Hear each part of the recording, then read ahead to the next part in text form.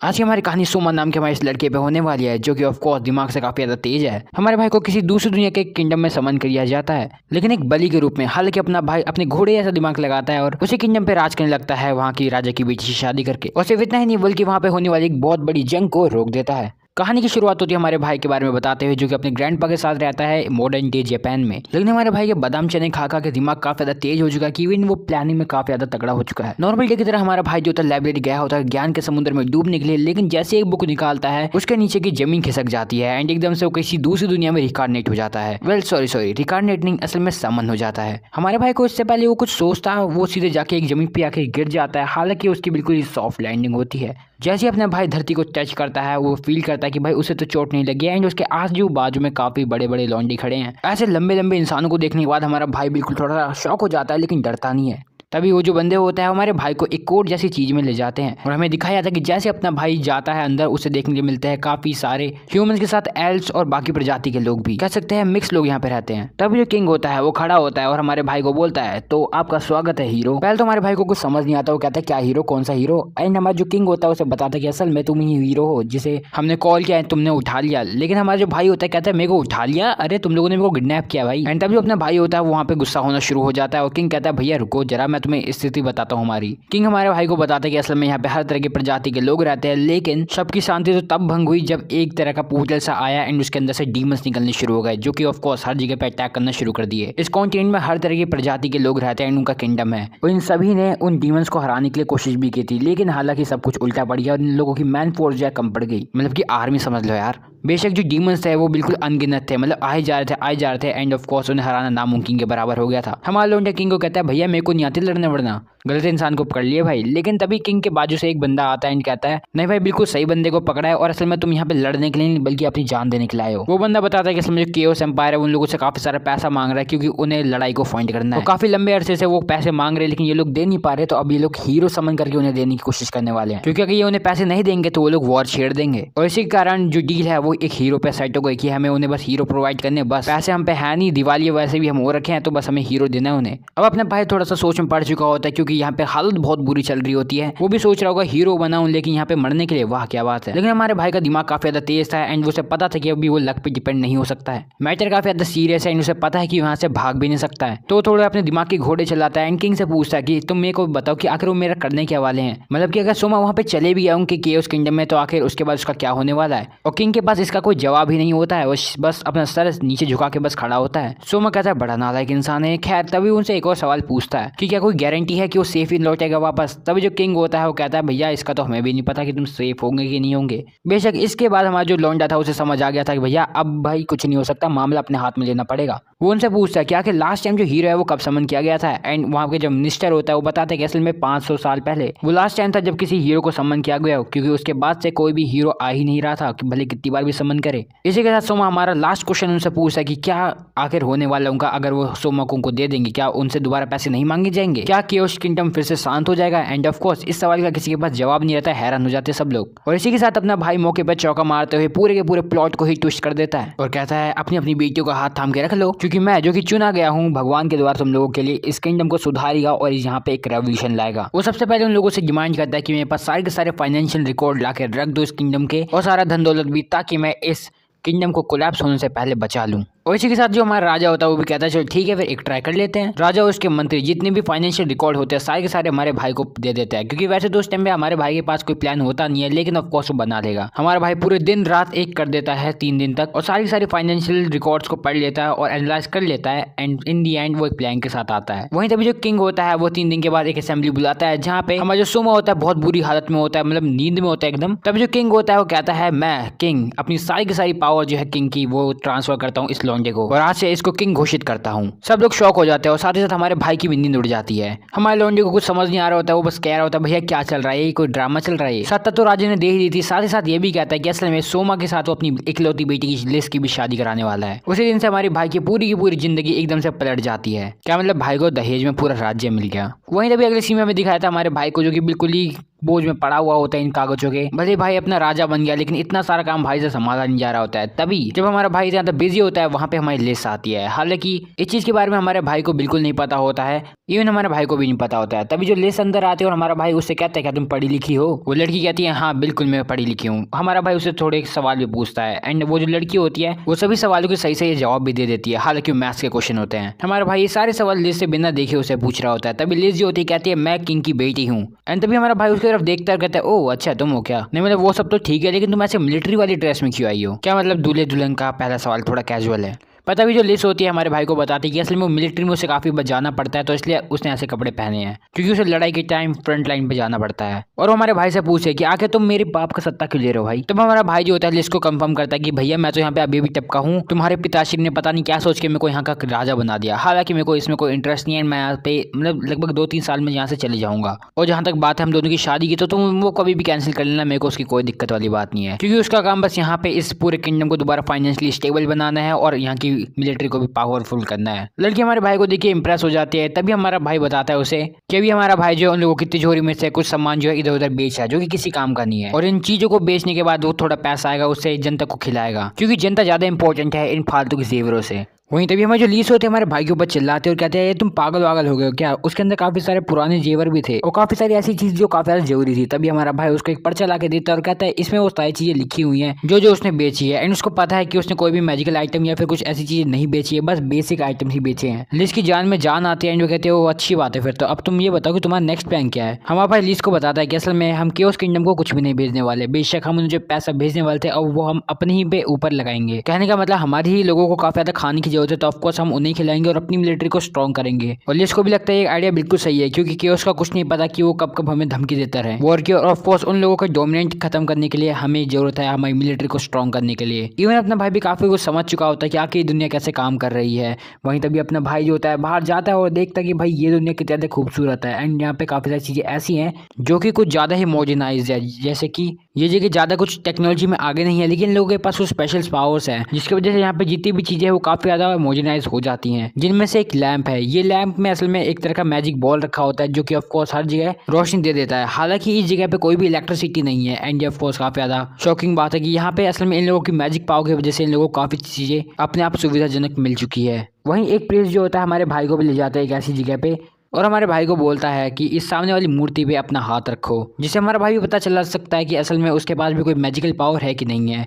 And अपना भाई ऐसा ही करता है। हमारा भाई उस मैजिक जैसी मूर्ति पे अपना हाथ रखता है एंड एकदम से वहाँ पे काफी सारे कलर्स आने लगते हैं। बेशक इस चीज को देखने के बाद हमारे भाई को ये तो पता चल जाता है कि उसके पास मैजिक तो है। एंड वो प्रीस्ट भी उसे बोलता है हमारे भाई को कि तुम्हें बस अपने मैजिक पे थोड़ा काम करना पड़ेगा एंड तुम उसे कंट्रोल कर पाओगे। एंड अपना भाई भी सोचता है कि हाँ भाई वो अपने मैजिक पे काम करेगा और देखता है उसे क्या कर सकता है। जैसे अपना भाई अपने वापस काम पे वापस आता है हम लोग को देखने मिलता है वहाँ पे और भी काफी सारे लोग जो कि हमारे भाई का पेपर वर्क कर रहे होते हैं। हमारे लोग अपने मैजिक पे काम करता है और वहाँ पे 3 जो पेन होती है अपनी मैजिक का यूज करिए उन्हें काम कराना शुरू कर देता है। अपना भाई भी बहुत तेज है भाई। अपना भाई सोचता है भाई 3 तो काम कर रही है, चौथे से भी करा के देखता हूँ, लेकिन चौथा पेन नहीं उठता और हमारे भाई को ये समझ आ जाता है कि असल में भाई की लिमिट अभी बस 3 ही है। वहीं तभी उसकी कैबिन में लिस आ जाती है एंड इस चीज को देख के काफी ज्यादा हैरान हो जाते हैं कि भैया ये कौन सा मैजिक है। हमारा लौंडा लिस को बताता है कि असल में उसने अभी अभी बनाया ऐसा मैजिक। लिन जैसी प्यारी कन्या इस चीज को देख के काफी ज्यादा हैरान हो जाती है, लेकिन अपना नालायक भाई अपनी दुल्हन को बाहर घुमाने के बजाय उसको काम करने के लिए और दे देता है एंड इन दी एंड सब लोग सोने को हो जाते हैं। इतनी देर से काम करते करते हमारे भाई को भी नींद आ रही होती है और आसपास के जितने भी लोग होते हैं सब सो जाते हैं, इवन लिस भी। अपना भाई लिस को देखता है कि भाई ये तो सो गई इसी काउच पे। वो जाता है उसके बाल सहलाता है, नॉटी हो रहा भाई।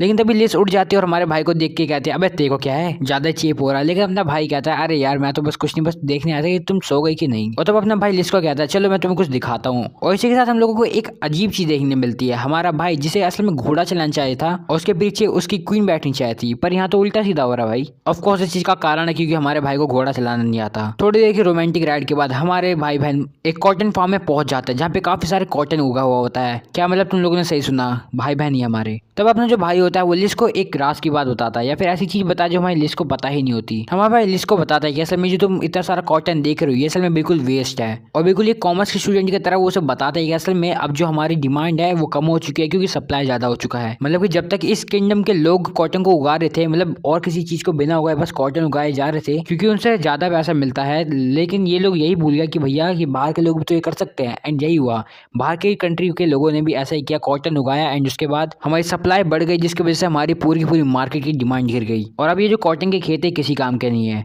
बेशक कॉमर्स वाली ई को पढ़ने के बाद हमारी जो लीस होती है वो काफी ज्यादा हैरान होती है और कहती है यार मेरे को तो पता ही नहीं था, मैं तो इसी कंट्री में रहती हूँ। और हमारा भाई बोलता है वो इस कंट्री को उसकी पुरानी शान में वापस ले आएगा। इसी के साथ जब दोनों खाना खा रहे होते हैं तभी बीच में आर्क नाम का लौंडा आता है जो कि सभी गार्ड्स का लीडर होता है। आर्क हमारे भाई के पास आता है एंड उससे पूछता है कि क्या वो उसके लिए कुछ कर सकता है। हमारा भाई आर्क को कहता है देखो इस पूरे किंगडम में कुछ ही लोग हैं जो मेरी मदद कर सकते हैं जो कि लिटरेट है। पर हमारा भाई आर्क को कहता है असल में मेरे को कुछ ताकतवर लोग चाहिए, मतलब एक ताकतवर मैन फोर्स जो पावरफुल हो साथ ही साथ स्किल्ड भी हो। और आर्क जाने से पहले कहता है बिल्कुल मैं इसके बारे में जरूर कुछ करूंगा। सीन शिफ्ट होता है, हम लोग को दिखाया जाता है हमारे भाई और लिज जब बात कर रहे होते हैं तभी हमारा भाई लिज से पूछता है कि क्या तुम्हारे पास कुछ ब्रॉडकास्टिंग सी चीज है। हमारी लिज कहती है क्या क्या कह रहे हो। तब हमारा भाई हमारी लिज को बताता है कि असल में देखो मेरे को ऐसी चीज चाहिए जिसके मैं पूरे विलेज को या फिर पूरे किंगडम तक अपनी बात फैला सकूं। और हमारी लिस्ट कहती है हाँ हमारे पास ऐसा कुछ है। हमारा भाई लिस्ट से कहता है फिर बिल्कुल मेरे को उस चीज की जल्द से जल्द जरूरत है क्योंकि मैं चाहता हूं कि मैं कुछ स्किल्ड वर्कर्स जो है वो जनरल पब्लिक से ही निकालूं। और लिस्ट कहती है हम ऐसा पहले भी कर चुके हैं। तब हमारा भाई उससे और डिटेल में पूछता है और पूछता है कि आखिर तुम फिर कैसे सिलेक्शन करते हो। और हमारी लिस्ट बताती है असल में हम एक रिटन टेस्ट लेते हैं, एक टेस्ट जिसे जो भी पास करेगा वो हमारे वर्कर्स में आ जाता है। हमारा भाई लिस्ट को कहता है ये तो बिल्कुल ही बेकार तरीका है एंड उससे पूछता है कि आखिर तुम्हें मेरे को बताओ कि आखिर कितने लोग हैं तुम्हारे पूरे मतलब किंगडम में जो लिटरेट है पढ़े लिखे। एंड हमारी लिस्ट बताती है लगभग कुछ 30% के आसपास।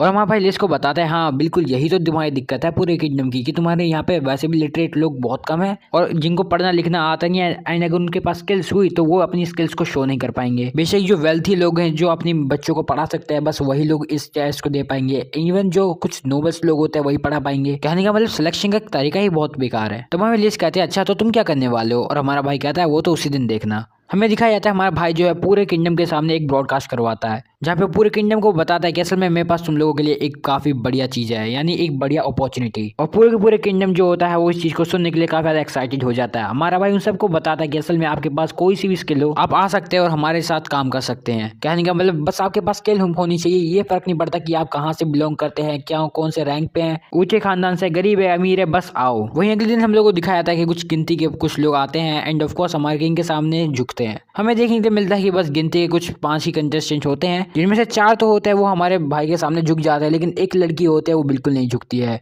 हमारा जो आर्क होता है उस लड़की को कहता है कि भाई झुक जा, किंग को थोड़ी रिस्पेक्ट दिखा। लेकिन वो जो लड़की होती है आयशा नाम की वो बिल्कुल नहीं मानती। वो कहती है मैं उसी के सामने झुकूंगी जिसको मैं अपनी पूरी जिंदगी दान करूंगी। मैं क्लैन वॉरियर एल्फ से हूँ एंड हम किसी के सामने झुक नहीं सकते ऐसी। लेकिन जो आर्क होता है उससे काफी ज्यादा फोर्स कर रहा होता है। तभी हमारा भाई कहता है नहीं रहने दो, क्योंकि हमारे भाई ने असल में एल्फ्स के बारे में काफी कुछ पढ़ा होता है एंड उसको पता होता है कि ये लड़की झुकने नहीं वाली है। और वो ये भी जानता है कि असल में ये जो लोग होते हैं काफी ज्यादा पावरफुल होते हैं एंड बैटल में काफी ज्यादा काम आ सकते हैं। हमारी जो आयशा होती है हमारे भाई को पूछती है कि क्या वो उसकी मदद कर सकता है। कहने का मतलब है कि वो हमारे भाई से इसलिए सवाल पूछती है क्योंकि उससे वो एक रैशनल पर्सन लगता है। हमारे भाई को पहले कुछ समझ नहीं आता, लेकिन जब हमारे एल्फ जो होती है यानी आयशा वो आगे बताती है कि आयशा की जो क्लैन है वो असल में एक फॉरेस्ट का ध्यान रखती है जो कि बिल्कुल ही अपने आप ही मरे जा रहा है। भले वो लोग कितनी भी कोशिश करें लेकिन वो जो है कितना भी केयर के बाद भी अभी भी ठीक नहीं हो रहा, बल्कि बस खत्म ही होते जा रहा है फॉरेस्ट। आयशा कहती है कि शायद मेरे को लगा कि आपके पास कोई इसका इलाज होगा इसलिए मैं आपसे पूछ रही हूँ।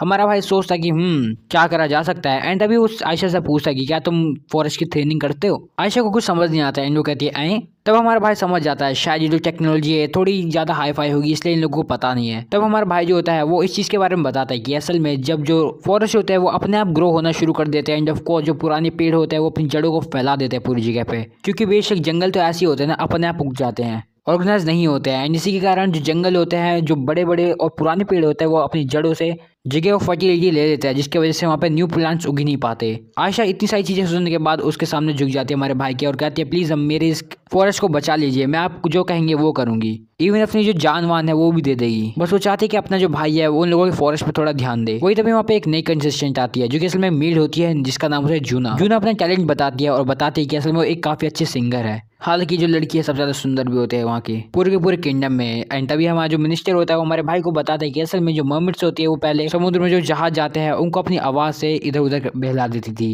एंड बेशक ये उनमें से एक है तो ऑफ कोर्स इसके अंदर भी इनबिल्ड है। तब हमारा भाई जो होता है वो जूना को कहता है अच्छा भाई ऐसा बात है तो क्या तुम कोई भी चीज जल्दी सीख लेते हो, कोई भी गाना, मतलब कि अगर एक बार भी सुनोगे तब भी। एंड हमारी जो जूना होती है वो हाँ करती है। और इसी बात पे अपना जो भाई होता है वो हमारी जूना के पास जाता है एंड उसको अपना एक ईयरफोन देता है, साथ ही साथ अपना फोन निकालता है उसमें स्पॉटिफाई पे गाने चला देता है। जूना 2-3 लाइनें सुनती है and of course vibe check करने के बाद हमारा भाई जूना के कान से उसको निकाल देता है। एंड ऑफ कोर्स ये चीज को देख के भाई सभी लोग शौक होते हैं कि आखिर ये कौन सा यंत्र है भाई। लेकिन तभी जो हमारी जूना होती है वो काफी अच्छा गाना गाना शुरू कर देती है एंड ऑफ कोर्स सबको काफी ज्यादा पसंद आता है। हमारा भाई कहता है वाह क्या बात है, तुमने तो दिल गार्डन गार्डन कर दिया। कैमरा अपना भाई जुना को बाद में पर्सनली बुलाता भी है। तभी किंगडम गॉट टैलेंट में आता है तीसरा बंदा, पोंचो। पोंचो एक मोटा हट्टा कट्टा इंसान है एंड ऑफ कोर्स जैसे हमारे भाई के सामने बस जाता ही नमस्ते करने वो नीचे गिर जाता है, वो भी अपने पैरों में उलझ के। लेकिन बाद में खड़ा होने के बाद वो हमारे भाई को बताता है कि असल में वो एक फूडी टाइप इंसान है जिसने बस खा खा के भाई अपना मोटा पेट कर लिया है, हालांकि पूरे किंगडम का खाना खा चुका है हर टाइप का। तभी वो सोचता है कि सब लोग हंसने वाले, लेकिन अपना भाई आता है, उसका हाथ पकड़ लेता है और कहता है हाँ मेरे को तुम्हारी तो जरूरत थी।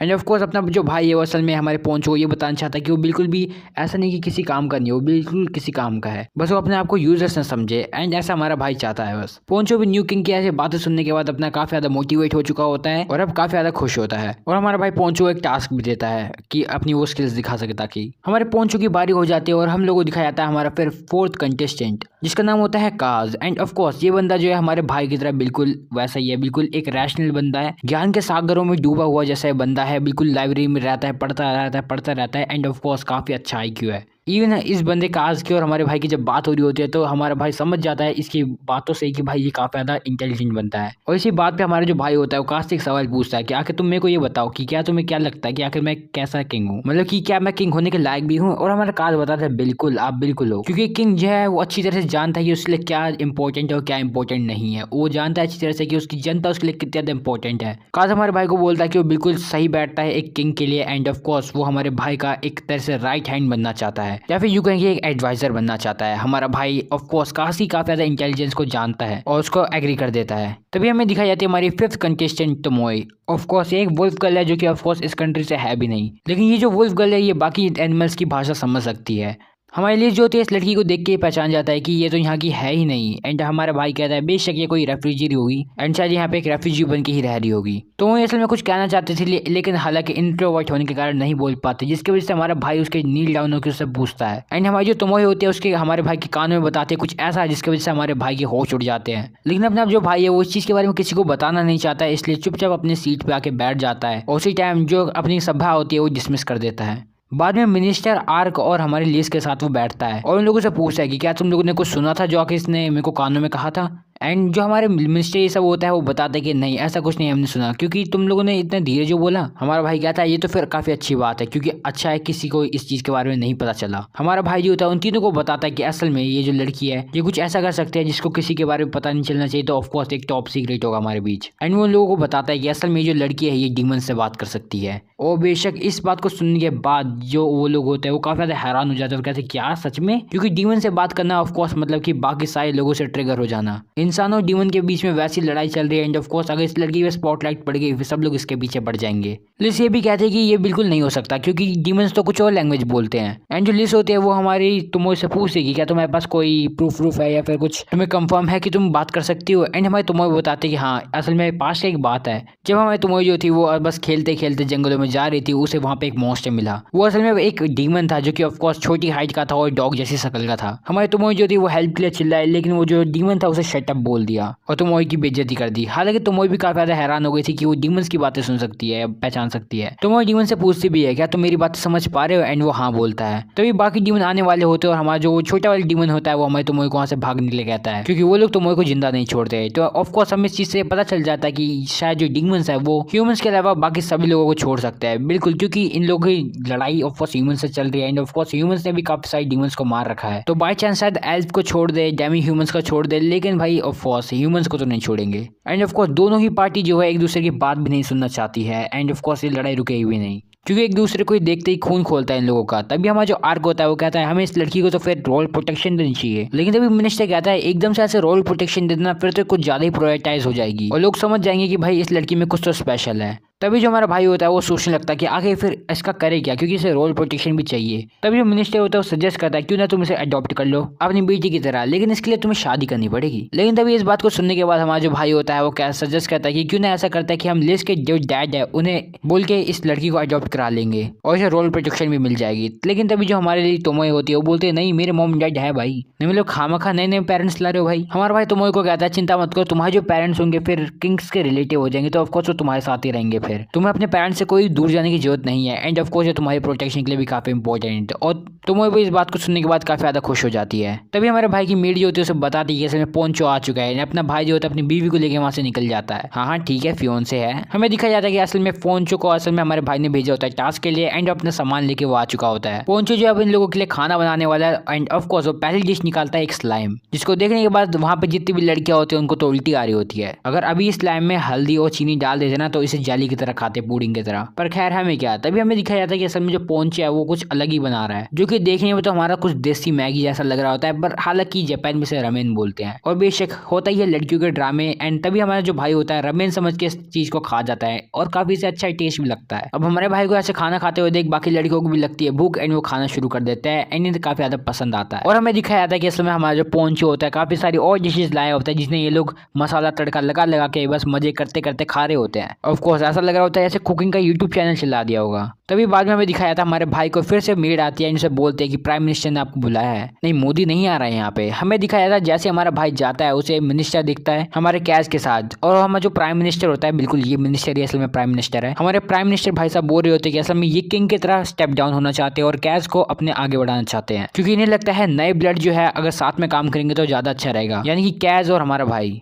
और जैसे हमारा भाई सुनता है कि भाई हमारा प्राइम मिनिस्टर रिजाइन करना चाहते हैं, हमारा भाई थोड़ा शॉक हो जाता है और कहता है कि फिर आपका सक्सेसर कौन है, आपकी जगह कौन लेगा। एंड हमारा प्राइम मिनिस्टर भाई साहब बोलते हैं ये है ना काज, ये काफी इंटेलिजेंट मैन है और मैं इसको काफी ज्यादा टाइम से ट्रेन भी कर रहा हूँ, तो ऑफकोर्स आप दोनों साथ में काम कर सकते हैं फिर। एंड अपना जो भाई होता है वो इस चीज़ को देखने के बाद हमारे जो प्राइम मिनिस्टर होता है उसका रिजाइनेशन अप्रूव कर देता है और हमारे कैश को न्यू प्राइम मिनिस्टर के लिए हाँ कर देता है। एंड हमारा भाई जो होता है यानी कैश वो बन चुका होता है अब प्राइम मिनिस्टर, और हमारे भाई को थैंक यू भी बोलता है। लेकिन प्राइम मिनिस्टर बनते ही हमारा जो कैश होता है वो हमारे भाई को बोलता है कि वो एक दिन की छुट्टी ले, क्योंकि हमारा जो भाई है वो काफी टाइम से काम ही काम कर रहा है एंड उसने कोई भी छुट्टी नहीं ली है। एंड कैश बोलता है कि भैया तू अब छुट्टी ले ले, क्योंकि तुम्हारी हो रही है तबियत खराब, और अगर तबियत खराब हो गई ज्यादा ही तो फिर हो जाएगी दिक्कत, फिर ढंग से प्रोडक्टिविटी होगी नहीं। एंड ऑफकोर्स अगर प्रोडक्टिविटी से काम नहीं होगा तो फिर कैसे ही होगा। अब ना भाई अपने एडवाइजरी की बात मान लेता है और हमारी जो लिस्ट होता है उसके साथ अगले दिन निकल जाता है डेट पे। भैया मेरा थोड़ा पर्सनल ओपिनियन है कि हमारी जो लिस्ट है वो थोड़ी थोड़ी असुना की तरह दिखती है। आई थिंक सो शायद उसकी आइज भी ऐसी है। खैर हम लोग को दिखाया जाता है क्योंकि हमारा जो भाई है और हमारी जो लिस्ट है वो जा नहीं सकता है बाहर ऐसी। अगर दोनों किंग और क्वीन बन के जाएंगे तो ऑफकोर्स सब लोग पहचान जाएंगे और सारी भीड़ ही भीड़ हो जाएगी, इसलिए इन लोगों ने अपना भेष बदल लिया एंड ऑफकोर्स हमारे जूना के होटल में आ चुके हैं,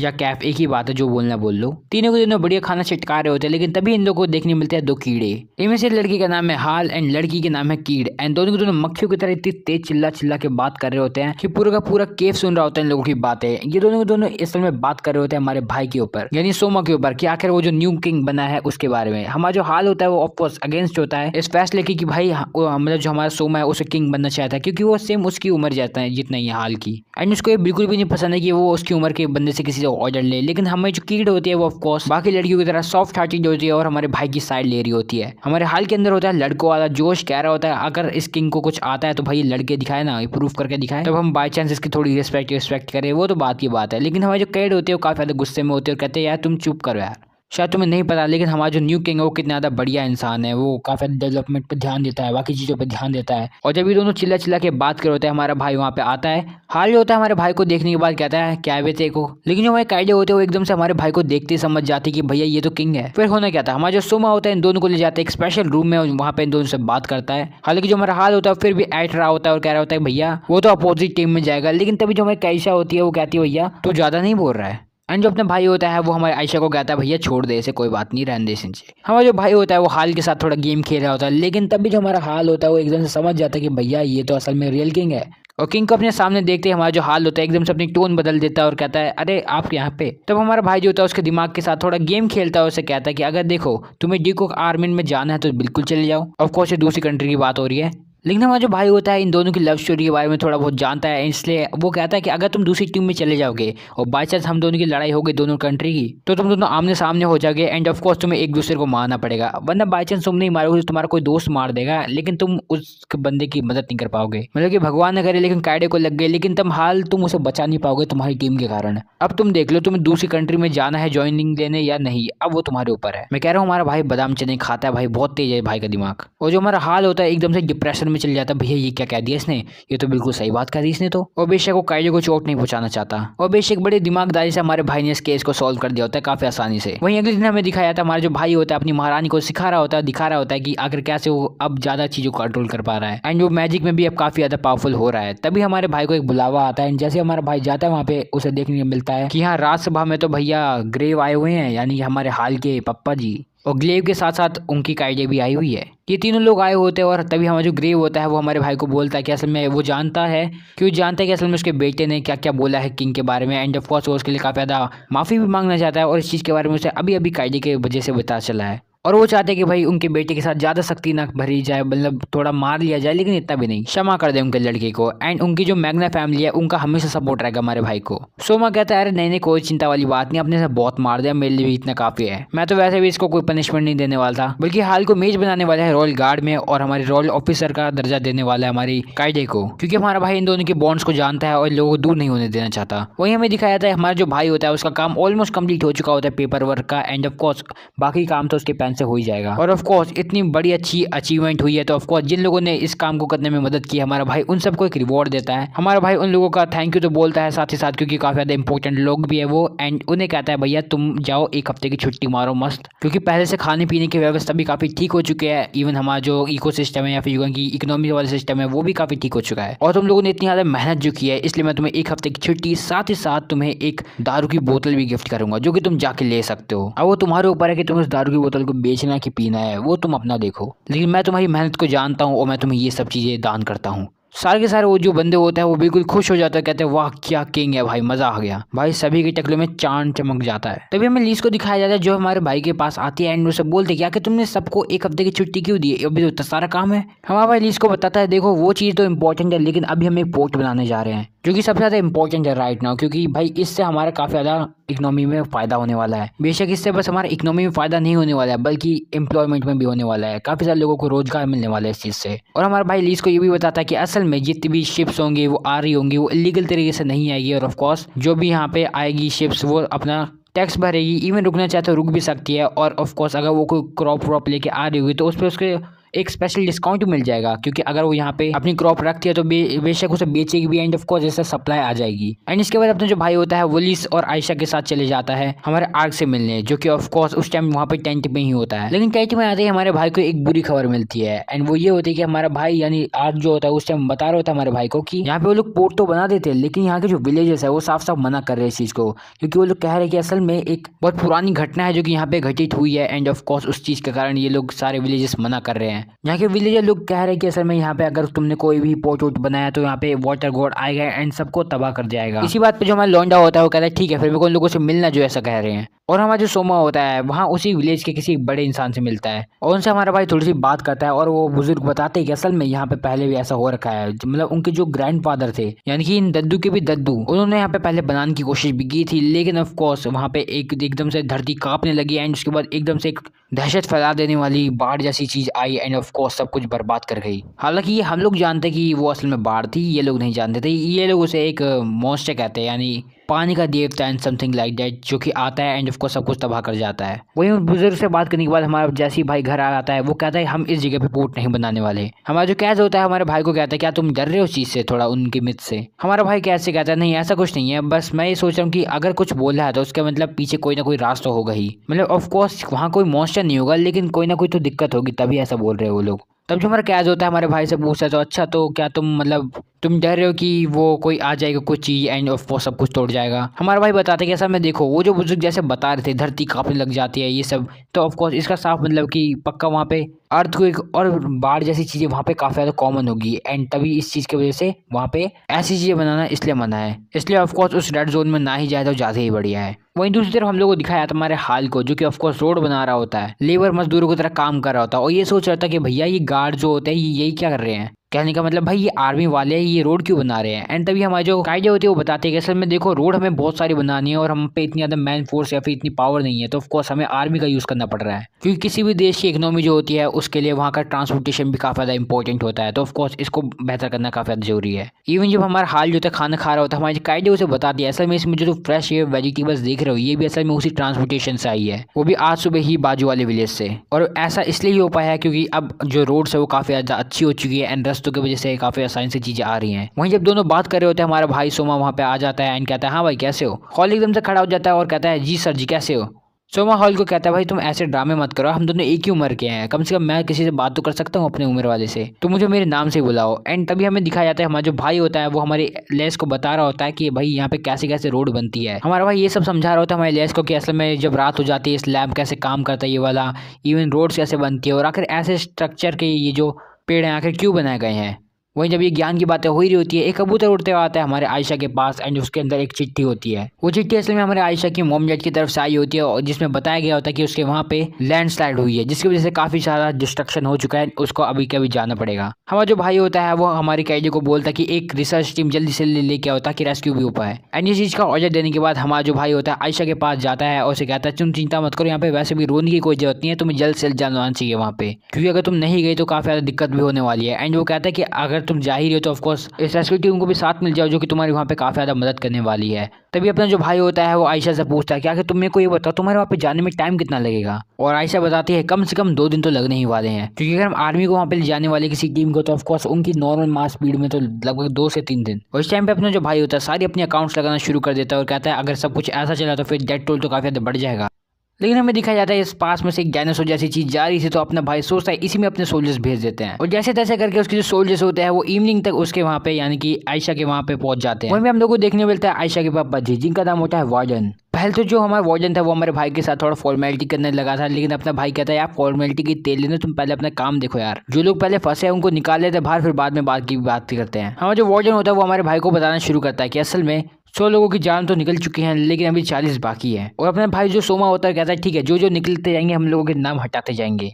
और सिर्फ इतना ही नहीं बल्कि कोई और लाइन स्लाइड ना हो जाए इसलिए कोई बंदा पीछे से देखता भी रहेगा पहाड़ों को। उसके बाद जो वार्डन है उसकी बेटी होती है वो दोनों ऑफकोर्स आधा आधा काम बांट लेते हैं एंड हमारा जो भाई होता है कहता है चलो फिर चलते हैं क्राइम सीन की तरफ। हमारा भाई सोमा जो होता है वो अपनी रोड बनाने वाली टीम को लेके आया होता है जो कि यहाँ पे गड्ढे खोदने में काम कर सकती है, क्योंकि ये लोग इस चीज़ में काफ़ी ज़्यादा माहिर होते हैं तो ये लोग अपना काम करने में लग जाते हैं और अपना भाई जो होता है हाल के साथ होता है। दोनों को दोनों खुदाई कर रहे होते हैं तभी हमारे भाई को सुनाई देती है एक बच्चे की आवाज़। हमारा हाल कहता है यार उसे तो सुनाई नहीं दे रही, लेकिन हमारा भाई कहता है मेरे को सुनाई दे रही, यहाँ पे खोदो। एंड हमारे हाल को मिलता है एक बंदे का हाथ। हाँ मतलब लड़की है तो क्या हुआ कोई बात नहीं, लेकिन हाल जो होता है इस चीज़ को देख के काफ़ी ज़्यादा शौक हो जाता है कि हमारा जो सोमा है उसे काफ़ी कुछ नॉलेज है इस चीज़ के बारे में। और जब अपना भाई सोमा होता है वो एक चूहा भी निकालता है जो कि अपनी पाव से वो कंट्रोल कर रहा होता है, इधर उधर चेक कर रहा होता है कि कहीं कोई और तो नहीं है जो इधर ही कहीं पास में ढका हुआ होगा इन मिट्टियों के नीचे। ऑफकोर्स हमारे भाई की पाव काफ़ी ज़्यादा काम की आ जाती है इस टाइम पे एंड काफ़ी सारे जो लोग होते हैं वो बच भी जाते हैं, काफ़ी सारे मर भी जाते हैं, वो बात अलग है। लेकिन बाद में जो हमारा वार्डन होता है वो हमारे भाई का काफ़ी ज़्यादा शुक्रिया अदा करता है क्योंकि उसने काफ़ी ज़्यादा मदद की होती है। वही भी आयशा आती है और हमारे भाई को बताती है कि इसमें दूसरी जो रेस्क्यू टीम वाली स्वॉर्ड है वो भी आ चुकी है। वही बाजू में एक बंदा जो होता है काफ़ी ज़्यादा बुरी तरह से रो रहा होता है और कह रहा होता है भाई अब इस चीज़ का कोई भी फायदा नहीं है। हमारा सोमा जो होता है कहता है नहीं बिल्कुल है यार, अभी तो काफ़ी सारी चीज़ रिकंस्ट्रक्ट करनी है एंड काफ़ी काम अभी है। लेकिन वो बंदा कहता है यार जो लोग चले गए वो तो वापस नहीं आएंगे ना। तभी पीछे से वार्डन आता है और हमारे भाई को बताता है कि असल में जो बंदा है उसका भाई है एंड इस बंदे का नाम रॉब है और इसकी जो बीवी थी वो मारी जा चुकी इस इंसिडेंट में और इसकी जो बेटी है वो काफी बुरी हालत में है। और असल में फन फैक्ट वाली बात तो ये है कि असल में यही वो बंदा था जो काफी ज्यादा केयर करता था इस पूरे फॉरेस्ट की, थिनिंग जैसी बाकी एक्टिविटी भी यही बंदा परफॉर्म करता था पूरे विलेज में मतलब पूरे फॉरेस्ट में। और अब इस फॉरेस्ट पे डाउट कर रहा है कि भाई आखिर इसने उसके साथ ऐसा क्यों किया जो उसकी सबसे ज्यादा केयर करता था। वहीं बाहर जो आयशा होते हैं वो बताती है कि असल में ऐसा क्यों हुआ होगा, हम तो वही कर रहे थे जो तुमने बोला था। लेकिन हमारा भाई बताता है ये ऑफकोर्स पूरा का पूरा बैड लक है, इसमें कोई भी साइंटिफिक रीजन नहीं है। वहीं दूसरी तरफ हम लोगों को लीज को दिखाया जाता है जो कि कह रही होती है हमारे भाई को कि यार मेरे को माफ करना, मैं तुम्हारे लिए कुछ कर नहीं पाया। हमारा भाई कहता है यार इसमें असल में मेरी ही गलती है क्योंकि मैं कुछ ज्यादा ही फोकस करने लगा था फूड शॉर्टेज एंड बाकी सारी चीजों पे, लेकिन इस जगह पे तो मेरा ध्यान ही नहीं गया। एंड ऑफ कोर्स इन सारी चीजों की वजह से अपना भाई जो होता है अपने आप को काफी ज्यादा ब्लेम कर रहा होता है। वहीं हमें दिखाया जाता है हमारी जो जूनू जूना, क्योंकि ऑफ कोर्स हमने उसका प्यारा सा नाम निकाल दिया है, वो हमारे भाई को देखती है जो कि काफी ज्यादा ओवरनाइट तक काम कर रहा होता है जैसे मेरी तरह रात के 2-3 बजने वाले हैं मैं स्टिल रिकॉर्ड कर रहा हूँ, वैसे हमारा भाई भी रात तक काम करता रहता है। हमारी जो जूना होती है वो हमारे भाई को सुला देती है और कहती है तुम थोड़ा सा रिलैक्स करो, हालांकि मेरे लिए ऐसा कोई नहीं है। वो हमारे भाई को रिलैक्स करवाते हैं एंड उसको एकदम से सुला देती है। क्या मतलब जिगली पफ से कम नहीं है लड़की। एंड हमारा जब भाई सो जाता है ये लड़की बस उसे देखते रहती है। वहीं अगले सीन में हम लोग को दिखाई जाती है ड्यूक्स की मीटिंग। ये तीनों के तीनों असल में ड्यूक्स है जिनमें से हमारा जो ये लाइन जैसा हेड वाला है इसका नाम है कार्मेन। और कार्मेन जो असल में हमारे भाई के काम से काफी डिसअपॉइंटेड है, उसे लगता है कि असल में एक करप्ट इंसान है जो कि लॉयल बंदों को हमारे यहाँ से निकाल रहा है और ऑफ कोर्स करप्ट चीजें भर रहा है और काफी ज्यादा इंपॉर्टेंट चीजों को नेग्लेक्ट कर रहा है। वहीं दूसरी तरफ जो हमारे ड्यूक एक्सेल है वो असल में हमारे भाई के साइड है। हमारा जो कार्मिन है उसका भी कोई इंटेंशन नहीं है कि उस सत्ता को लेने की, बल्कि वो बस चाहता है कि जो पुराने वाला किंग था वो वापस आ जाए। वहीं तभी हम लोगों को दिखाया था तीसरे ड्यूक को जिसका नाम था क्लेस्टर। अब ये जो बंदा है ये भी असल में वॉर चाहता है कार्मिन की तरह, क्योंकि इसे भी हमारा भाई बिल्कुल भी पसंद नहीं है एंड इसे भी वही सेम लगता है जो हमारे कार्मिन को लगता है। लेकिन एक्सेल जो होते हैं वो बोलते हैं कि देखो अगर हम लोग ऐसे लड़ते रहेंगे तो हमारे जो एरिडोनिया जैसे आजू बाजू के किंगडम्स है वो हमारे ऊपर अटैक करने के वाले होंगे। लेकिन जो क्लेस्टर है वो बोलता है कि नहीं ऐसा कुछ नहीं है, बल्कि वो लोग तो हमारी मदद और कर देने वाले हैं, यानी सोमा की मदद करेंगे अगर हम अटैक कुछ करते हैं तो। और पीछे से कार्ड लाते हैं जो कि कहते हैं मैं अपने पापा के साथ जाऊंगी जहां पे वो लड़ने जाएंगे। तो सिंपल सीन ऐसा चल रहा है कि असल में हमारे कार्मिन और क्लेस्टर जो है असल में हमारे भाई के विरुद्ध है, यानी सोमा के, और एक्सेल जो है वो हमारे भाई के साथ है और इन तीनों के पास अपनी अपनी आर्मीज है। वहीं हमें दिखाया जाता है एरिडोनिया का सीन जहाँ पे हमारे को उनके किंग गेस को दिखाया जाता है। अब ये जो बंदा है ये असल में कुछ पुरानी जमीन चाहता है हमारे सोमा से, और ये बंदा जो है असल में कार्मिन के साथ अटैक करने के लिए तैयार हो जाता है। लेकिन यही वो नालायक इंसान भी है जिसने ऑफकोर्स काफी ज्यादा कंफ्यूजन भी पैदा कर रखी है सभी लोगों के बीच की सोमा के साइड है कि सोमा के विरुद्ध। गेस का बेटा उसको पूरा सपोर्ट देता है लेकिन उसकी बेटी को उसको बिल्कुल भी सपोर्ट नहीं देती है। वहीं दूसरी तरफ में हम लोगों को कैज और सोमा को दिखाया जाता है जो कि बात कर रहे होते हैं कि भैया अब हमें वॉयलेंस यूज करना पड़ेगा, अगर एरिडोनिया वाले हमले करते हैं तो हमें भी वॉयलेंस में अपना प्रोटेक्शन तो करना पड़ेगा। लेकिन अपने भाई को अपने दादा की बात याद आती है कि असल में जो भी तुम्हारी फैमिली है उनकी प्रोटेक्शन हमेशा करना। इसलिए जो अपना भाई है वो अपनी लीज को बुलाता है और कहता है उसको उसकी मदद की जरूरत है। वहीं दूसरी तरफ हमें एरिडोनिया का सीन दिखाया जाता है जहाँ पे जो गेस होता है वो एल्फिडोन को कैप्चर करने की बात कर रहा होता है जो कि असल में उनकी ही जमीन होती है, लेकिन 50 साल पहले हमारा जो लैंड सोमा के पास है वो उनके पास हुआ करती थी। पर जो गेस है उसे ऐसा लगता है कि भाई जो ड्यूक्स है लड़ रहे हैं हमारे सोमा से, और इसलिए जो बंदा है ये एल्फाइडिन को चुपचाप कैप्चर करना चाहता है। वहीं जब वो अपनी बढ़िया सी स्पीच दे रहा होता है जब ये कॉल्बर्ट नाम का बीच में बंदा आ जाता है जो कि कहता है हम ऐसा नहीं कर सकते हैं, आप भूल गए अभी हम एक ट्रीटी के अंदर है। लेकिन अपना जो गेस होता है उसे बहुत बुरी तरह से मारता है, कहता है तू निकल जाए, तेरे को निकाल दे मैंने जॉब से, जो निकल। और जैसे हमारा कॉल्बर्ट जो होता है बाहर आ ही रहा होता है उसे वहाँ पे मिलती है हमारी गेस की बेटी जो कि उसे कहते हैं चलो इस कंट्री को सेव करते हैं साथ में। और जैसे ही वो जो लड़की होती है हमारे इस कॉल्बर्ट को पकड़ती है एकदम से ये दोनों आसमान में उड़ जाते हैं, पता नहीं क्या ही होता है, मतलब ग्रेविटी कहाँ गई इसमें। वहीं दूसरी साइड हमारा जो भाई होता है वो असल में हमारी लीज की मदद मांगते हुए तीनों ड्यूक से बात कर रहा होता है। हमारा भाई पहले तो तीनों ड्यूक से बात करता है, उन्हें अपना जो स्टांस है वो क्लियर करता है कि भैया मैं ऐसा ऐसा करने वाला हूँ, ऐसा नहीं। इन दोनों को तुम असल में तीन तीन आर्मीज के हेड मास्टर समझ सकते हो। हमारे जो पहले ड्यूक होते हैं वो बेशक हमारे भाई जो भी कुछ कहे वो ऑफकोर्स मान जाती है, बस वो चाहते हैं कि भाई सब लोग यूनाइट रहे। देखो हमारे एक्सेल को मनाना तो काफी ज्यादा आसान था, लेकिन हमारा जो कास्टर होता है वो बिल्कुल भी नहीं मानता है। पहले तो हमारा कास्टर मान नहीं रहा होता है, लेकिन बाद में जैसे हमारा भाई बताता है कि असल में अगर हम लोग यूनाइट नहीं हुए तो आजू बाजू के लोग आएंगे और हमें पेल जाएंगे। और जहाँ तक बात है करप्शन की तो बेशक मैं उस पर काम करूंगा एंड ऐसा कुछ नहीं होने दूंगा, एंड काफी सारे ऐसे वादे करता है। और जो हमारी ड्यूक होती है एक्सेल वो तो पूरी तरह से मान जाती है, कहती है हाँ मैं तो तुम्हारे साथ हूँ भाई, हमारी आर्मी तुम्हारे साथ है। लेकिन जो हमारा कैस्टर होता है कहता है नहीं भैया मैं तो अभी न्यूट्रल हूँ, क्योंकि वैसे भी हम लोगों की तो पहले जो बात हुई थी वो हमारे पुराने वाले लीडर के साथ हुई थी एंड पिछले वाले किंग ने तो हमसे पूछा भी नहीं था इस चीज़ के बारे में, तो अभी मैं कुछ नहीं कहूँगा। और वहीं दूसरे जो हमारा कार्मेन होता है वो कहता है देखो मैं एक वॉरियर हूँ, मैं अपनी जीवन पे टिका रहता हूँ, मैं तो लड़ूंगा तो लड़ूंगा। और ऑफ कोर्स इसके बाद अपना जो भाई होता है काफी ज्यादा दिमाग खराब हो जाता है उसका, जैसे मेरा हो रहा है अभी। एंड तब हमारा जो भाई होता है वो कैस्टर और कार्मेन को मनाने के लिए एक लास्ट रिक्वेस्ट भेजता है और उन्हें बोलता है देखो जो भी हार गया वॉर में, या फिर यू कैन की जो भी हारता है कैस्टर कार्मेन और सोमा में से, ऑफ कोर्स उन सबको उस बंदे की बात माननी पड़ेगी जिससे वो हारते हैं। जैसे मान लो हमारे सोमा ने हरा दिया दोनों को, तो ऑफ कोर्स दोनों की आर्मी हमारे भाई की हो जाएगी। और ऐसे कुछ सीन के साथ हमें दिखाया जाता है हमारा जो गेस होता है वो अपनी आर्मी लेके आ चुका होता है हमारे एल्फिडियना को कैप्चर करने के लिए। हालांकि जो गेस है उसे लगता है कि भाई जो कार्मेन है वो तो उनकी साइड से लड़ने ही वाला है, लेकिन बीच रास्ते में जो तुम इस इंसान को देख रहे हो ना, असल में यही इंसान है जो इन लोगों की आर्मी को डिले कराने वाला है। ये जो बंदा होता है असल में इन लोगों की आर्मी को यहीं पे रोक के रखता है हर बार कुछ ना कुछ बहाने बोलते बोलते, क्योंकि ये वो बंदा है जो कि असल में गेट खोलने वाला है, लेकिन असल में ये अभी किसी चीज़ का इंतजार कर रहा है। और जो हमारा गेस होता है वो भी मान जाता है चलो ठीक है भैया कोई अटैक वैटैक नहीं करेंगे तब तक तुम करो यार। वहीं दूसरी जो हमारी फॉरगॉटन आर्मी होती है यानी कि हमारे सोमा वाली भाई की, वो हमारी आर्मी की ऑलरेडी जो सेना होती है उसके साथ वॉर में होती है। एंड ऑफ कोर्स ये वाली जो आर्मी होती है काफी ज्यादा ताकतवर होती है, क्योंकि भाई आग वाग सब होते हैं इन लोगों पे एंड इतने खतरनाक हमले होते हैं भाई। और अगर तुम ढंग से देखो तो भाई ये तो वो लोग लड़ रहे हैं इन लोगों से जो भाई कंस्ट्रक्शन करते हैं, हालांकि क्योंकि जो रियल आर्मी भाई उसी से लड़े जा रहे हैं, मतलब इंटरनल कॉन्फ्लिक्ट्स हो रहे हैं इन लोगों के बीच में। लेकिन तभी वहाँ पे कुछ ताकतवर लोग भी होते हैं भाई, जैसे सूर जो कि असल में उन्हीं में से एक है, यानी जो वो जो एल से वॉर्डिंग के यहाँ के उनमें से एक ही है बंदा। और ये असल में और कोई नहीं बल्कि वो बंदा है जिसकी बहन को असल में हमारे हाल ने बचाया था। तो ऑफ कोर्स ये भी इन लोगों की तरफ से लड़ने के लिए आ जाता है कि भैया हम भी चलाएंगे 2-3 तीर। वहीं दूसरी तरफ अपने जुल्फे खोलने के बाद अपना आर्क जो होता है वो भी लड़ने के लिए आ जाता है अपनी आर्मी को लेकर। हालांकि इनकी आर्मी भी ज्यादा देर टिकने नहीं वाली, वो बात अलग है, क्योंकि ये बात तो हमारा आर्मी भी जानता है कि असल में उसके पास 47,000 की सेना है एंड हमारे जो फॉरगॉटन आर्मी है यानी हमारी एक आर्क वाली, इनके पास लगभग कुछ 10,000 की होगी। तो इन लोगों का बेशक जीतना तो काफी ज्यादा मुश्किल ही है भाई, नामुमकिन भी मान सकते हो। एंड ऑफ कोर्स असल में हमारा जो कारमैन है उसके एक मास्टर प्लान है जिसकी वजह से ऑफ कोर्स वो जानता है एंड उसकी वजह से हंसता है और अपने एक बंदे को कहता है तो सब कुछ प्लान के हिसाब से चल रहा है क्यों। वही हमें गेस को दिखाया जाता है जो कि उसी बंदे का, उसी ट्रेडर का इंतजार कर रहा होता है जो कि उन्हें रोक के रखा होता है वहीं पे, और दीवारों के अंदर से काफी सारी आवाजें आ रही होती है तो उस चीज को बारे में सोच रहा होता है। तभी वो बंदा उनके सामने आता है और कहता है प्लीज मेरे को माफ कर दीजिए, लेकिन अभी तक हमें परमिशन नहीं मिली अंदर जाने की। एंड इसी के कारण वो उन लोगों को काफी सारा सोना भी देता है और कहता है प्लीज रुक जाइए, प्लीज आज तक अपना अटैक रोक दीजिए, फिर कल पक्का अंदर जाएंगे। कह सकते हो कि असल में ये वो ट्रेडर है जो इन लोगों की आर्मी को अंदर ले जाना चाहता है, बस एक बार गेट खुले एंड ये सारी की सारी अंदर। और जो गेस का बेटा होता है वो मान जाता है, कहता है चलो ठीक है कल ही अटैक करते हैं। हालांकि ये जो बंदा होता है ये ट्रेडर असल में और किसी का नहीं बल्कि एक्सेल का ही एक दूत कह सकते हो तुम वो है। एंड ऑफ कोर्स तुम समझ सकते हो कि असल में एक्सेल ही सब कुछ कर रही है पीछे पीछे बैकग्राउंड में, ताकि जब तक सोमा सब चीजें देख रहा है अंदर का कॉन्फ्लिक्ट तब तक ये बाहर वाले अंदर ना पाए। वहीं थोड़ा कैरेक्टर डेवलपमेंट हो रहा होता है हमारे हेल और कैडो के बीच में, थोड़ा थोड़ा प्यार इजहार हो रहा होता है, हालांकि पूरी तरह से नहीं होता, बस नखरे मार रहे होते दोनों और सात समुद्र पार जाने वाली ऐसी बातें कर रहे होते हैं। हालांकि अगले दिन दिखाया जाता है कि फिर से अटैक होने का शुरू हो जाता है, लेकिन इस बार जो काइडो होते हैं वो चीज़ नोटिस करते हैं कि असल में ये जो सामने वाली अटैकिंग वाली टीम है ये एक नए फॉर्मेशन में है। एंड इस चीज़ को देख के इन लोगों की थोड़ा अच्छी बात है क्योंकि इससे शायद इन लोगों का थोड़ा चांस बन सकता है कि जीत सकते हैं बाई चांस कोई चांस मिल जाए तो। और ऑफकोर्स सारी कंडीशन मीट करने के बाद जो हमारा गेस का बेटा होता है कहते हैं चलो फिर अटैक करना शुरू करते हैं। लेकिन तभी हमें देखने को मिलता है आसमान से कुछ आते हुए होते हैं ड्रैगन जैसे पंख वाले काफी सारे सोल्जर्स आ रहे होते हैं। एंड ऑफकोर्स ये असल में एक तरह का बैकअप मान सकते हो तुम लोग, क्योंकि ये लोग असल में कैस्टर के लोग हैं। और हमें दिखाया जाता है एक रात पहले का सीन जहाँ पे हमारा जो भाई होता है, राइट नाउ अभी मैं कैस्टर की बात कर रहा हूँ जो कि असल में हमारे भाई के बारे में सोच रहा होता है, यानी सोम के बारे में सोच रहा था कि असल में जो कैस्टर है उस असल में हमारे भाई सोमा के अंदर कुछ ना कुछ तो दिखता है, कोई ब्राइट एनर्जी जो कि उसे बोल दे कि हाँ भाई ये बंदा सही है। हालांकि अब डिसीजन लेने में काफी ज्यादा लेट हो चुका है एंड अब जो हो गया वो हो गया। लेकिन जो कैस्टर है वो ये भी जानता है कि हमारा जो सोमा है वो चुपचाप तो बैठेगा नहीं बल्कि एक मिस्टीरियस जैसा मूव लेके आएगा। तभी हमें देखेंगे को मिला है वहाँ पे कार्ला आती है और जो हमारे कास्टल को बताती है कि एक शिप देखेंगे मिली है जो कि असल में काफी ज्यादा तबाही मचा सकती है। वहीं तभी हमें हमारे भाई का सोमा का भी कॉल आता है हमारे भाई कैस्टर को एंड उसे बताया जाता है कि असल में सरेंडर कर लो अभी भी टाइम है।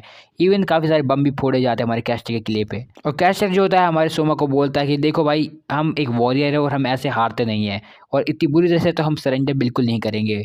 इतना हंसते ही हमारा जो भाई होता है वो अपनी कार्ला बेटी को बोलता है आर्मी लेके जाओ और इस कैनल जैसी चीज को बंद कराओ। हम लोग को दिखाया जाता है कि जो हमारी कार्ला है वो पूरी की पूरी आर्मी लेके जाती है और सीधे उस जगह पे जहाँ पे जो शिप का वीकेस्ट पॉइंट होता है वहाँ पे हमला करने की कोशिश करते हैं वो लोग। हालांकि रीजन अटैक्स भी आते हैं, भरमोस जैसी मिसाइलों का प्रहार किया जाता है। हमारे जो कार्ला होते हैं वो जानते हैं कि इसका सबसे ज्यादा वीकेस्ट पॉइंट जिसके टायर्स है, लेकिन वो लीज को भी नुकसान नहीं पहुंचाना चाहती थी, इसलिए वो उसमें जाके क्लोजली अटैक करना चाहती थी और मोस्टली साइड से ही अटैक करती है। लेकिन जैसे उन लोगों को देखने को मिलता है कि असल में यहाँ तो इसके अंदर एक भी इंसान नहीं है बल्कि सारे स्केलेटन्स है, तब कार्ला समझ जाते हैं कि बेटा चेकमेट हो चुके हो तुम, क्योंकि जो दिखाया जाता है वो बस एक छलावा होता है क्योंकि अंदर ही अंदर तो कुछ और हो रहा होता है। और सेम हम लोग को दिखाया जाता है हमारा जो भाई होता है सोमा अपनी गैंग के साथ अंदर होता है कैस्टर के सामने। कैस्टर के पास कोई भी आर्मी नहीं होती है एंड हमारा जो भाई होता है उसे बोलता है सरेंडर कर लो और अपनी आर्मी हमें दे दो।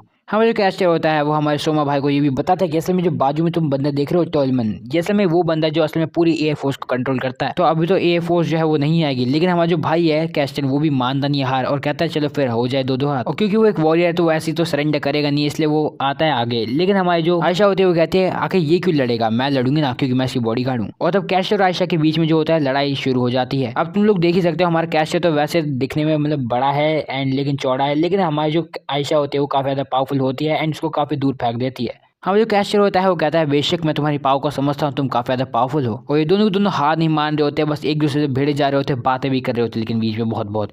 लेकिन इन दी एंड जब हमारा कैस्टर और हमारी आयशा लड़ी रही होती है, बीच में हमारी ये नन्ही मुन्नी भी कूद जाती है और बीच में हमें लीज के कूदने के कारण वो अपनी आइस मैजिक का यूज करती है और इन दोनों के मिश्रण के बाद हमारा जो कैस्टर होता है वो फाइनली हार जाता है बुरी तरह से नहीं, लेकिन हाँ कह सकते हैं हार जाता है। हाँ जो कैस्टर होता है वो हार चुका होता है ऑफ कोर्स, अब उसको वो कॉलर पहनना पड़ेगा जो कि असल में ये बताता है कि हमारा जो ये कैस्टर और हार चुका है एंड ऑफ कोर्स उसका जो जितना भी वो आर्मी ये सब है वो हमारे भाई की हो चुकी है। और सिर्फ ये बताता ही नहीं है बल्कि असल में हमारा जो कैस्टर है अगर किसी भी कभी भी किंग की बात का विरोध करेगा तो ये जो बैंड है असल में दबना शुरू हो जाएगा और हमारे भाई को बिल्कुल ही सातवें आसमान में पहुंचा देगा। कार्ला जैसी इस चीज़ बैंड को देखती है भाई वो बिल्कुल ही फिर जाती है एंड कहती है भैया ये क्या कर रहे हो। एंड हमारी जो लीस होती है उसे बता देती है कि असल में तुमने कुछ भी किया हमारे सोमा के साथ तो तुम्हारे पाप को भुगतना पड़ेगा सब कुछ। सोमा जो होता है वो टॉलमैन को बोलता है कि देखो अब जो तुम्हारी ये एयरफोर्स है अब हम मेरे अंडर है, लेकिन ऑफकोर्स संभालने वाले तुम ही रहने वाले हो, ठीक है। एंड तभी कार्ला जो होता है पूछता है कि आखिर कैस्टर और उसकी बेटी का क्या होने वाला है, और हमारा भाई कहता है इन दोनों का केस तो हम बाद में देखेंगे, लेकिन अभी जो है तुम्हारे फाइटर जेट इन सबको एक जगह इकट्ठा करो, इन्हें बताओ कि अभी किसी और के कंट्रोल में है और बाकी चलते हैं अब हम वापस। हमें दिखाया जाता है कि असल में ये लोग जो है काफी ज्यादा बातें कर रहे होते हैं कार्ला के बारे में, लेकिन अपने भाई को असल में ट्रस्ट इशू होता है, तो ऑफकोर्स वो कार्ला पे कोई भी भरोसा करना नहीं चाहता था, क्योंकि आप समझ सकते हो कि कार्ला पे काफी सारे क्राइम्स जो है वो रजिस्टर हो रखे हैं और हमारे भाई को कहीं ट्रस्ट इशू वाली प्रॉब्लम ना हो जाए, इसलिए ऐसा वो नहीं करना चाहता था। हालांकि जो लीज और कार्ला है मेरे ख्याल से काफी बचपन के दोस्त हैं, दोनों एक दूसरे की काफी ज्यादा केयर भी करते हैं। वहीं तभी जो सीन होता है वो शिफ्ट होता है, हम लोग को दिखाया जाता है हमारी जो एयरफोर्स होती है वो आ रही होती है आसमान से उड़ती हुई, और हमारे जो हेलो काइडो होते हैं वो उस चीज़ को देख रहे होते हैं और समझ जाते हैं कि भैया हमारा जो सोमा है उसने जीत लिया मैच। हमारे एयर कमांडर वाले भैया भी सबको बोलते हैं कि भैया कैसल को छोड़ के सब उड़ा दो। तब बाद में हम जो हेल और हमारा जो सोमा होता है वो एक दूसरे से थोड़ी कैजुअली बातें कर रहे होते हैं, तभी हमारी इस चीज़ को जो है कार्ला देख लेती है एंड कहती है कि ये दोनों काफी ज्यादा कैजुअली कैसे बात कर रहे हैं, वो तो किंग है ना, मतलब सोल्जर और एक किंग ऐसे बात कर रहे हैं। हमारी जो लिस्ट होती है वो बताती है असल में ये बंदा स्पेशल है। वहीं हमें कार्मिंग का सीन दिखाया जाता है जिसकी जो फोर्स होती है वो बोल रही होती है भैया अब हमारा जीतना नामुमकिन के बराबर है, क्योंकि आसमान से कतई ही MiG-21 के फाइटर जेट जैसे आ गए हैं। हमारा जो कार्मिन होता है वो अपनी डिफीट तो मान चुका होता है, लेकिन जो उसके सोल्जर होते हैं उसके जनरल होते हैं वो कहते हैं भैया अभी हम जीत सकते हैं वैसे, क्योंकि अगर हम लोगों को ह्यूमन शील्ड बना के अगर लड़े तो फिर भी हम जीत सकते हैं। लेकिन हमारा जो कार्मिन होता है वो चीज़ को देख के काफी ज्यादा हैरान हो जाता है और कहता है भैया मैं जिन लोगों को प्रोटेक्ट कर रहा हूँ वही लोग ऐसे हैं। वो उसके बाद कहता है भैया अब कोई बात नहीं, अब हार चुके हैं तो हार चुके हैं। वैसे भी वो अपनी जो डिफीट है वो एक्सेप्ट कर लेता है और अपनी जो खास बंदा होता है उसे कहता है कि वो उसे उसका कॉलर पहना दे, जो कि ऑफ कोर्स ये दर्शाता है कि असल में हमारा जो कार्मिन है वो भी हार चुका है। भाई चीज़ को डिक्लेयर कर दिया जाता है कि जो वॉर है वो ओवर हो चुके हैं एंड इतनी जल्दी वॉर खत्म हो गई। इस चीज़ से काफ़ी ज़्यादा जो लोग होते हैं हैरान होते हैं, लेकिन वही जो हमारा कार्बिन होता है वो अपनी एक शैंपेन की बोतल निकाल रहा होता है जो कि असल में उसे किंग के द्वारा दी गई होती है पिछले वाले, एंड ये बंदा सोच रहा होता है कि ये इसे बाद में पिएगा जब इसकी शादी होगी, लेकिन इसकी हुई नहीं। इवन इसकी लैंड भी लूट गया, सब लूट गया एंड इन्वेड होने वाला है। लेकिन तभी इसका जो बंदा होता है वो उसे आके बताता है कि असल में हमारा जो सोमा है वो उसका लैंड वैंड कुछ इन्वेड नहीं करने वाला, सीधे आर्मी लेके निकल गया। हमारे भाई को लगा था उसका दिवालिया निकल जाएगा, लेकिन भाई तो है वो काफी ज्यादा खुश हो जाता है। वहीं तभी जो हमारे कार्ला होते हैं पूछते कि हाँ भाई अब मेरे को एक्सप्लेनेशन चाहिए, एंड अपना भाई बताता कि असल में जितने भी प्लान था ये असल में ड्यूक गारविक का था। हमारा भाई ये भी बताता कि असल में जो डचेस थे यानी कि ड्यूक ग्लेव हो गए एंड हमारी जो ड्यूक एक्सिल थी वो सारे के सारे असल में उसके साइड में ऑलरेडी पहले से ही थे, पर सीक्रेटली इन लोगों के पास एक ऐसा प्लान था जो कि करप्ट लोगों से लड़ने के लिए था और इससे पूरे के पूरे किंगडम की काफ़ी ज़्यादा बेनिफिट होता। हमारे भाई कार्ला को ये भी बताता कि असल में उसके डैड को इसलिए ये चीज़ नहीं बताई गई थी, कहीं अगर वो डर गए एंड किसी ऐसी चीज़ हो गई तो ऑफकोर्स हमारी जो ग्लेव जो है उनकी जो ये सेक्रीफाइस है ये बेकार जाती। कार्ला भी इस बात को समझती है एंड तभी हमारा सीन शिफ्ट होता है एल्फिडियाना की तरफ। एल्फिडियाना के टावर के ठीक ऊपर वहाँ पे हमारी एक्सिल खड़ी होती है, वो भी एक पंखे के साथ, एंड हमारा जो गेयस होता है वो इस चीज़ को देखता है। हमारी जो एक्सिल होती है वो अपने उस पंखे का यूज़ करके वहाँ पे एक बड़ा सा पोर्टल बना देती है। गेस का बेटा बोलता भी है हमें रिट्रीट करना चाहिए, लेकिन उसके जो डैड होते हैं वो मानते नहीं है गेस, और तब जो एक्सिल होती है वो उस पोर्टल को बना देती है जिसमें से हमारा जो सोमा होता है वो उन सबको बता रहा होता है, यानी गेस को बता रहा होता है सिंपली कि भैया अगर तुम लोगों ने कोशिश भी की हमारे एक्सिल की तरफ अटैक करने की या फिर एल्फिडियाना की तरफ अटैक करने की तो फिर तुम लोगों के लगने वाले हैं, क्योंकि हमने जो है अपना सिविल वॉर खत्म कर दिया है एंड जितनी भी फुल आर्मी हमारे पास फॉरगेटन आर्मी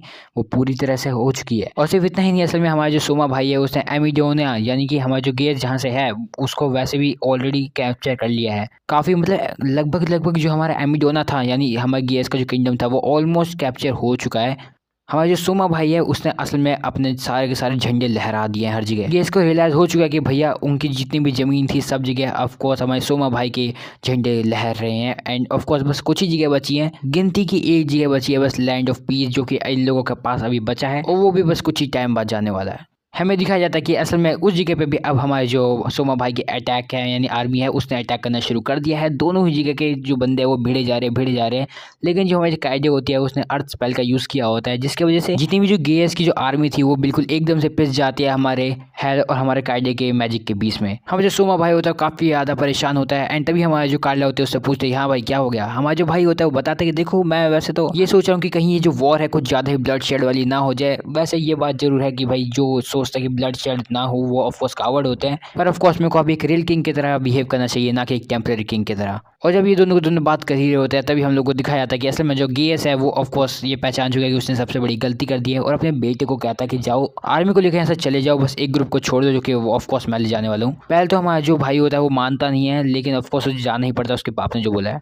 और जैसे हमारे भाई को पता चलता है कि जो गेस है वो उसकी तरफ अटैक कर रहा है कुछ एलीट सोल्जर्स लेके, एंड ऑफ कोर्स वो काफी ज्यादा टाइट होते हैं, वो बात अलग है। हमारे सोमो को पता चल जाता है कि भैया अब लगता है उसे ही आमना सामना करना पड़ेगा हमारे गेस का, एंड वो हमारे कार्ले को बोलता है देखो अगर मैं बाई चांस नहीं आता हूँ तो लीज को बना देना किंग, नहीं मतलब किंगडम का एक तरह से कंट्रोल दे देना। हमारे कार्ले हमारे सोमा को बोलते हैं कि भाई तुम मेरे को ऑर्डर देकर तो देखो, मैं उसे खुद मार के आ जाऊंगी, और हमारा भाई उसे ऑर्डर दे देता है। जो आर्क होता है वो अपने सीधा भाला फेंक के मारता है हमारे गेस के ऊपर और उसे गिरा देता है। वही हमें देखने के लिए मिलता है कि हमारा जो गेस होता है फिर भी नहीं हार मानता है, और ऊपर से हमारी जो कार्ला होती है वो भी अटैक करने के लिए आ जाती है, वो भी अपनी डबल स्वॉर्ड को लेके। एंड ऑफ कोर्स दोनों की पावर सिमिलर ही होती है, लेकिन तभी एक उड़ता उड़ता हमारे को एक खिलौना आते हुए दिखता है जो कि हमारे गेस के ऊपर हमला करता है। अब गेस ये सोचने लगता है कि भाई आके ये बच्चे कौन भेज रहे हैं, मतलब बच्चों को खिलौने जैसी चीजें, और हम लोग को देखने को मिलता है असल में वहाँ पे हमारा सोमा खड़ा होता है हमारी कार्ले के पीछे, और जैसे हमारा गेस जो होता है हमारे कार्ले के ऊपर हमला करने जाने वाला होता है वो तो उसका हाथ पकड़ लेता है, और जो कार्ले होते हैं अपनी फ्लेम स्वॉर्ड से उस पर हमला करती है गेस पे।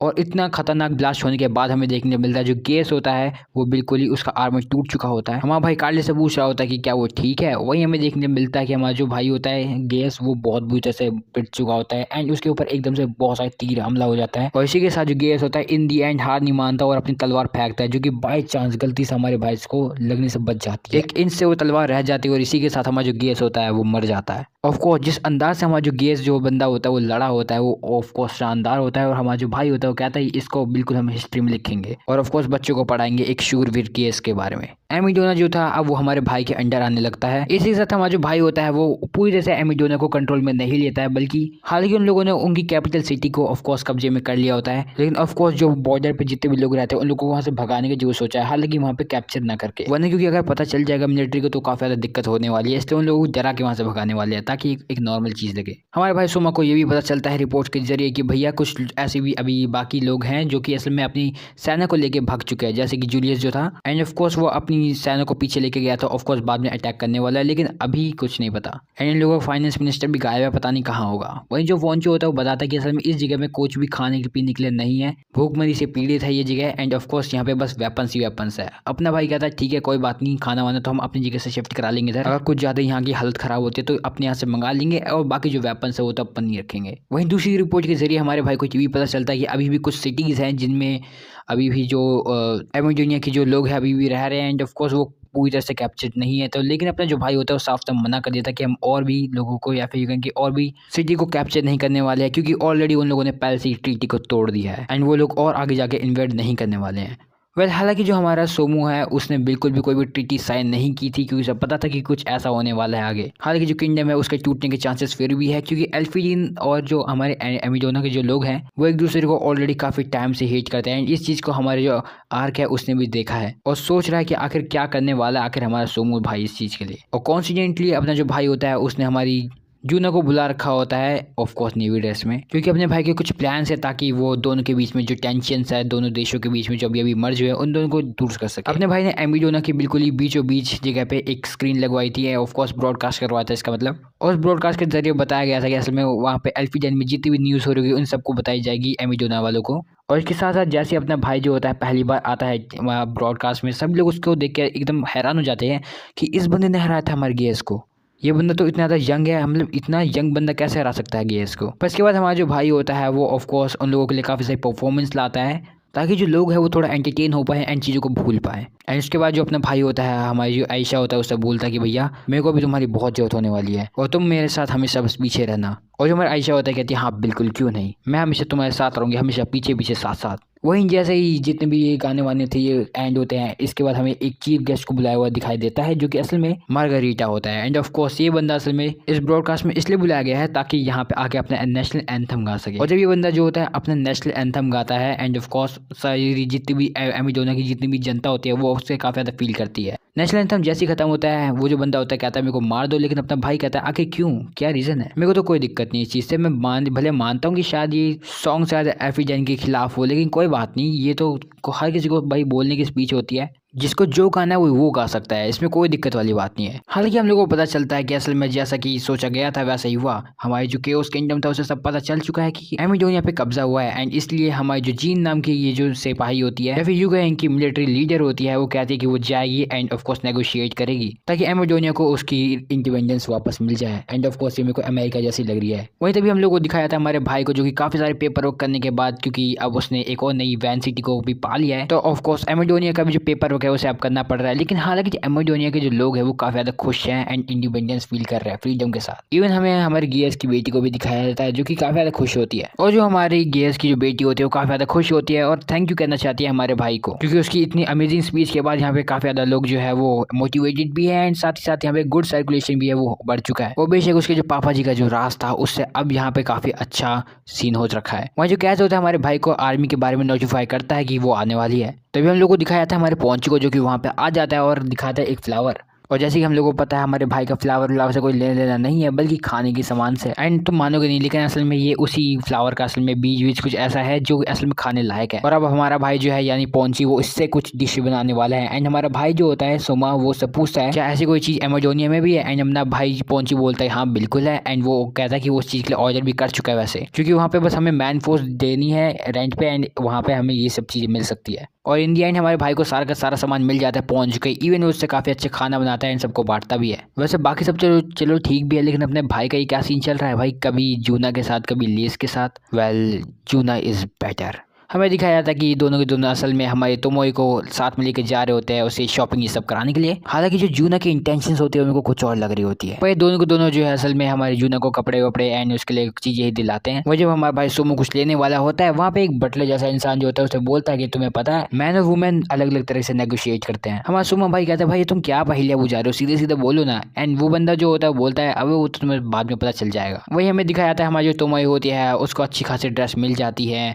और सिर्फ ड्रेस नहीं असल में पूरी बोरा भर के कपड़े ही कपड़े मिलते हैं। क्या मतलब जो तोमोई है अच्छा है उसको किसी राजस्थानी ने देखा वरना वो खैर। तभी जो हमारा भाई होता है वो हमारे जूना को उसके लिए एक नेकलेस जैसी चीज देता है जो कि हमारे जूना को काफी ज्यादा पसंद भी आता है। अपना भाई बताता है कि असल में उसने सबके लिए गिफ्ट्स लिए। हालांकि जो जूना होती है नोटी नोटी हो रही होती है और कहते हैं कि क्यों ना हम एक दूसरे को अपने फर्स्ट नेम से बुलाए ना कैसे। हमें दिखाया जाता है ये लोग इधर से उधर घूमते रहते हैं। इन दी एंड हमारी जो तोमोई होती है वो हमारे भाई के पैरों में सो जाती है टांगों में। तीनों रेस्ट कर रहे होते हैं, लेकिन तभी वहाँ पे ब्रॉडकास्ट होना शुरू हो जाता है। सबको बताया जाता है कि भाई कपड़े वपड़े धो लो। बढ़िया सा मौसम चल रहा होता है, लेकिन तभी ये नालायक आ जाती है जिसका नाम होता है जेनी, जो कि असल में यहाँ पे अमेजोना के लिए आई है। जी यहाँ पे ऑफ कोर्स आ चुकी होती है। हमारा भाई जो होता है उसको देख के समझ चुका होता है यहाँ पे किस लिए आई है। इवन अकेले भी नहीं बल्कि अपने कुछ बंदों को साथ में लेके आई होती है। जेनी के वहाँ पे आते ही हमारी जो जूना होती है वो सीधे हमारे भाई के सामने खड़ी हो जाती है उसे प्रोटेक्ट करने के लिए। लेकिन जो जेनी होती है कहती है मैं यहाँ पे लड़ने के लिए नहीं आई हूँ, ना किसी को हार्म करनी हूँ, मैंने तो बस लॉन्ड्री के बारे में काफी सारी चर्चे सुनी है एंड उसी के बारे में बात करने आई हूँ। जेनी बताती है कि असल में उसने ऐसा सुना है कि हमारा भाई ने असल में एक बैंकरप्ट जैसे देश को वापस उसकी अर्थव्यवस्था बढ़िया कर दी। उसके भूख से मर रहे लोगों को बिल्कुल खाना दे दे के बिल्कुल भर दिया, ठूस दिया। क्या हो गया भाई, कैसे हो रहा है ये सब। और चलो ये सब तो फिर भी ठीक था, लेकिन अपनी वाइफ होते हुए भी मतलब ऑफकोर्स फियोंसे होते हुए भी किसी और के साथ घूमना, ये क्या चल रहा है भाई, ये तो तुम्हारे अलग ही सीन चल रहे हैं। इवन जो हमारी जो जूना होता है ये भी इस बात पे एग्री करती है कि अपना भाई लौंडिया बास तो है भाई, ये बात तो माननी पड़ेगी। लेकिन अपना भाई इस चीज़ के लिए साफ साफ मना करता है। तो अपनी जो जीन होती है कहती है अरे यार अगर ऐसा हो तो मेरा प्लान तो बेकार हो गया, क्योंकि मैं तो सोची थी अपनी बहन को भेजूं एंड वो वैसे भी काफ़ी ज़्यादा सुंदर है, तो अगर वो बोलते तो शायद तुम इस अमेजोनिया को छोड़ देते। एंड इसी के साथ ये तीनों की तीनों जो है एक काफ़ी बड़ी वाली बकवास करनी शुरू कर देते हैं कि भाई हमारी जो प्रिंसेस है यानी कि केओस किंगडम की जो प्रिंसेस है उनको उनका निकनेम कैसे मिला है एंड ये सारी बातें करने शुरू कर देते हैं। इवन इतना सब काफ़ी नहीं था कि हमारी जो जूना थी उसने भी हमारे भाई के लिए एक नाम निकाल दिया, स्ट्रेस स्टोन ऐसा कुछ नहीं, सॉन्ग स्ट्रेस।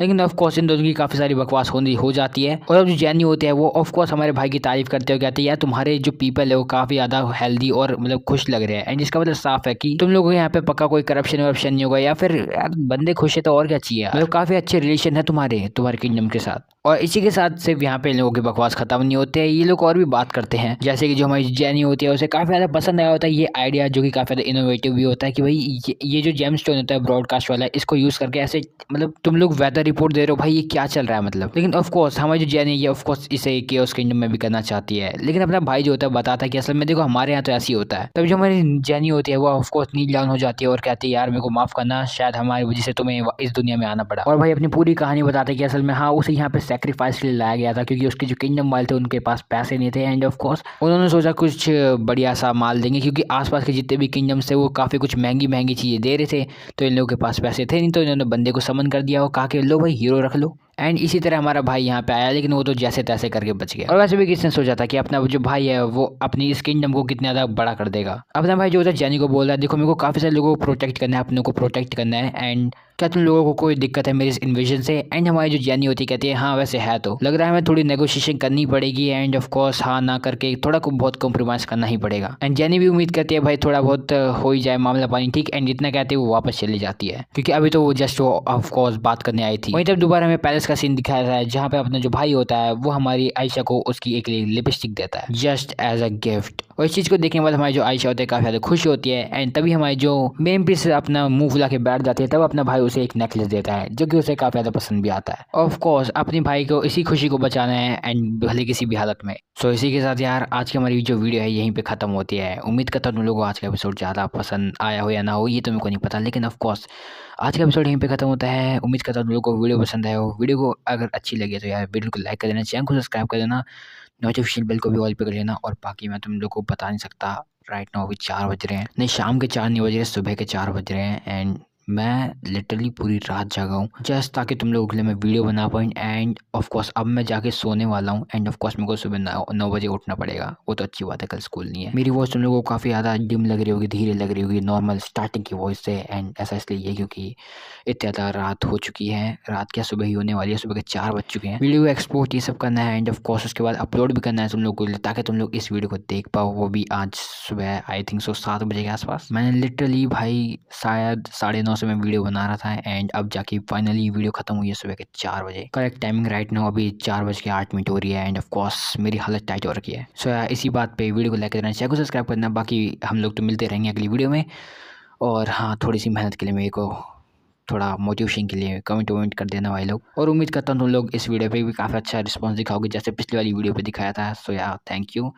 बाकी अब मिलते हैं अगली वीडियो में। Until then peace out. और मेरी हालत ख़राब है तो कुछ गलत क्या बोल रहा हूँ, मतलब गलत सलत निकल जाए तो देख लेना, थोड़ी टंग ट्विस्ट हो जाए तो देख लेना।